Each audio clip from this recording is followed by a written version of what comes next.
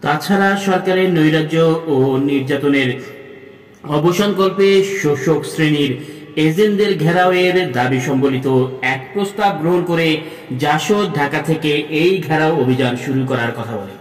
রেডক্রসের chairman, মহল্লার ত্রাণ কমিটির চেয়ারম্যান, বেআইনি গাড়ি বাড়ি জমি সম্পত্তি দখলদার, রাষ্ট্রীয় বাণিজ্য সংস্থা, ভুয়া লাইসেন্সধারী, সরকারি আমদানি রপ্তানি নিয়ন্ত্রকের অফিস, মুক্তিযোদ্ধা কল্যাণ ট্রাস্ট, কৃষি উন্নয়ন কর্পোরেশন, কেন্দ্রীয় কারাগার সচিবালয়, পরিকল্পনা কমিশন, মন্ত্রী উপমন্ত্রী, সাংসদ সদস্যদের অফিস ও বাসগৃহ, রেডিও, টিভি ও সরকার নিয়ন্ত্রিত সংবাদপত্র, রক্ষী বাহিনীর কার্যালয় এবং সরকারি ও আধা সরকারি প্রতিষ্ঠানসমূহ ঘেরাও করাকে এই কর্মসূচির অন্তর্ভুক্ত বলে ঘোষণা করা হয়।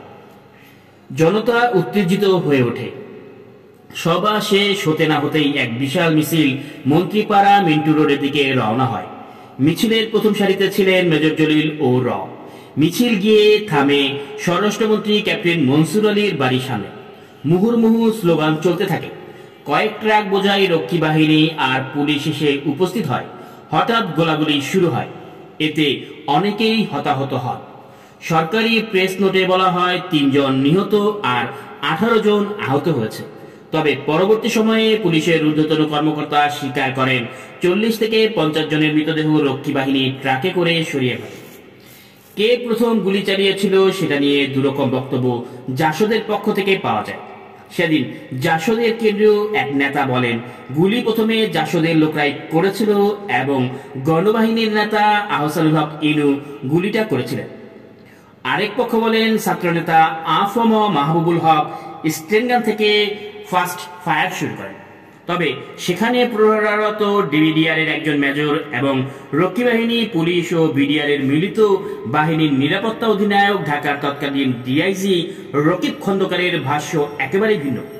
যখন ঊর্ধ্বতন এই পুলিশ কর্মকর্তা জাসদ নেতাদের কর্মীদের বুঝিয়ে ফেরত পাঠানোর চেষ্টা করছিলেন, তখন ঘটে এক নাটকীয় ঘটনা। রক্ষী বাহিনীর এক তরুণ লিডার মেশিনগান হাতে জিপ থেকে নেমেই চিৎকার করে বলেন, রক্ষী বাহিনী, তোমরা এখানে চুপ করে দাঁড়িয়ে দেখছো কি? গুলি চালাও বলে নিজের মেশিনগান থেকে বৃষ্টির মতো গুলিবর্ষণ শুরু করেন তিনি। তবে জাসদের পক্ষ থেকে দায় কেন নিজেদের উপর নিয়ে একে অন্যের দিকে এভাবে কাদা ছোড়াছড়ি হয়েছিল তা বোধগম্য নয়। তবে এমন কাদা ছোড়াছড়ির ঘটনা থেকে বোঝা যায় জাসদও শুরুতেই নেতৃত্বের লড়াইয়ে বিভক্ত হয়ে পড়েছিল। এরপর দিন জাসদের বিরুদ্ধে শুরু হয় দমন-পীড়ন। সেদিন রাতে পুলিশ জাসদের মুখপত্র দৈনিক গণকণ্ঠ পত্রিকা অফিসে হামলা করে এবং সম্পাদক কবি আল মাহমুদকে গ্রেপ্তার করে। ঢাকা বিশ্ববিদ্যালয়ে জাসদের নেতাকর্মীদের রুম ভাঙচুর ও লুটপাট হয়। পরদিন আব্দুল রাজ্জাকের নেতৃত্বে আওয়ামী লীগ তাদের মতে জাসদের দুষ্কৃতিকারীদের বিরুদ্ধে ঢাকায় মিছিল বের করে জাসদের অফিস পুড়িয়ে দেয়। গ্রেপ্তারের জন্য পুলিশ জাসদের নেতাকর্মীদের খুঁজতে থাকে।